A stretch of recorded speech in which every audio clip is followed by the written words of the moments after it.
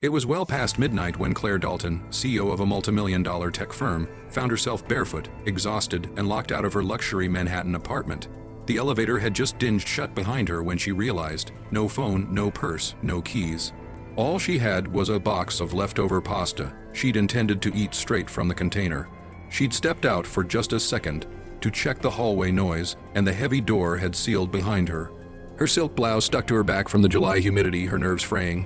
She sank onto the hallway floor, silent curses swirling in her mind. Of all nights after a brutal board meeting, after firing a VP who had been like a brother that's when she heard it, the creak of a stroller and the soft hum of a child singing. At the far end of the hall, a man wearing a faded hoodie and pushing a sleepy little girl wrapped in a pink blanket paused. He looked at her with a mix of confusion and concern. He had kind eyes, tired ones too. "You okay, ma'am?" he asked, adjusting the blanket on the girl's shoulder. Claire straightened, brushing her hair behind her ears. Locked out, no phone, no dignity either. He chuckled softly. "Well, dignity's overrated." She gave a half smile. "So is pasta. Want some?" He hesitated, then sat a respectful distance away, the stroller parked between them. "I'm Ryan, that's Ella. She's had nightmares all week, so hallway walks at midnight are our thing now." Claire leaned over to wave gently at the girl. "Hi, Ella." The little one peeked, gave a sleepy nod, and tucked her teddy bear closer. "Do you live here?" Claire asked. He nodded. "5th floor. Been here 6 months. Trying to get steady work again."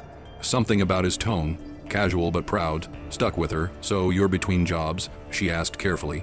"I fix things, fences, appliances, odd jobs. Did HVAC for years before the company folded. It's been a scramble, raising Ella solo." Claire blinked, a single dad, alone in the city, and still kind enough to sit with a stranger. A silence settled in, gentle, not awkward. Then Ryan rose. "Let me try something." He rummaged in the stroller's undercarriage and pulled out a metal hanger. "Learned a few things in maintenance," he said with a wink. She watched, amused and curious, as he crouched beside her door, working the hanger with surprising skill. After 2 minutes and a soft click, the door gave way. Claire stared. "You just unlocked it?" He grinned.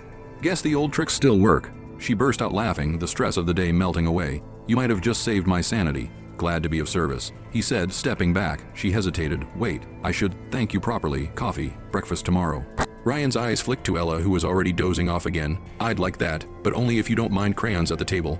"I insist on it." She smiled. The next morning, they met at a corner cafe. Claire wore jeans, Ryan wore the same hoodie. Ella drew suns and stick people while they sipped coffee and talked. For the first time in months, Claire didn't check her phone. Halfway through, Ryan looked up and asked, "So, what do you do exactly?" She hesitated, a little sheepish. "I run a tech company. Well, a few. I'm Claire Dalton." There was a pause. His brow rose. "The Claire Dalton." She gave a modest shrug. "I don't usually get locked out." He laughed a full, real laugh that made Ella giggle. "Well?" he said, sipping his coffee. "Good to know CEO need rescuing sometimes too." 3 months later, Ryan was working full-time on-site as a facilities consultant for Claire's new foundation, one that funded vocational training for single parents. It was his idea. He never asked for favors. She never offered pity. What grew between them was built on midnight pasta, hallway walks, and shared humanity. And every now and then, when Ella wanted to hear a bedtime story, Claire told her the one about the night a CEO locked herself out and let kindness in. Moral: sometimes the door that accidentally closes behind us leads to something unexpectedly open, a new friendship, a new chapter, and the kind of kindness the world needs more of. हाथ नाल चावे के